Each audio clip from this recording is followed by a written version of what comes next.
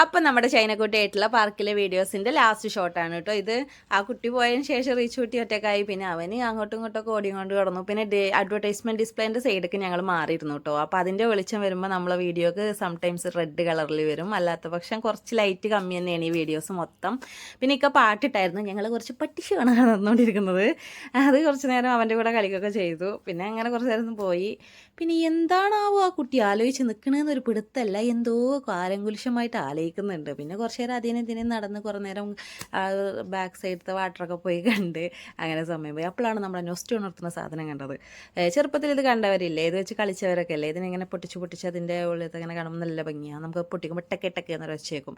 വെറുതെ ഒരാവശ്യമില്ലാണ്ട് അതൊക്കെ പറിച്ച് കയ്യിൽ പിടിച്ച് അത് കുറച്ച് ഫോട്ടോസും വീഡിയോസൊക്കെ എടുത്ത് അങ്ങനെ നടന്നു. അതിനുശേഷം എന്താ നമ്മളെല്ലാവരും വീട്ടിൽ പോകാൻ നിൽക്കുമ്പോൾ ഞങ്ങൾക്ക് കുറച്ച് മറവിയുടെ പ്രശ്നമുണ്ട് എനിക്ക് റിച്ചുവിനും. അപ്പോൾ സ്കേറ്റിംഗ് അവനവിടെ മറന്നു വെച്ചിട്ടുണ്ടായിരുന്നു. എനിക്കത് കണ്ടിട്ട് മിണ്ടാണ്ട് എത്ര ദൂരം വന്നു. എന്നിട്ട് ഇത്ര ദൂരം എത്തിയതിന് ശേഷം നീ അത് പോയി എടുത്തിട്ട് വന്നിട്ട് അത്ര ദൂരം ഓടിച്ചു വിട്ടു. ശിക്ഷയാണ് മറന്നു വെച്ചതിനുള്ളത്.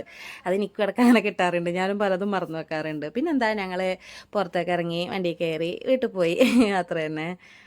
അപ്പോൾ ശരി, വീഡിയോസ് കണ്ട എല്ലാവർക്കും ഒരുപാട് താങ്ക്സ്. കാണുന്നവരൊന്ന് സബ്സ്ക്രൈബ് ചെയ്ത് ചാനലൊന്ന് ഫോളോ ചെയ്ത് വെക്കണേ. നിങ്ങളുടെ സപ്പോർട്ട് നമ്മളെ കുഞ്ഞു ഫാമിലി വലിയ ഫാമിലി ആക്കാൻ. നമ്മുടെ വലിയ വീഡിയോസുകൾ എല്ലാവരും ഒന്ന് പോയി കാണണേ. അപ്പോൾ എത്രയേ ഉള്ളൂ. ബൈ.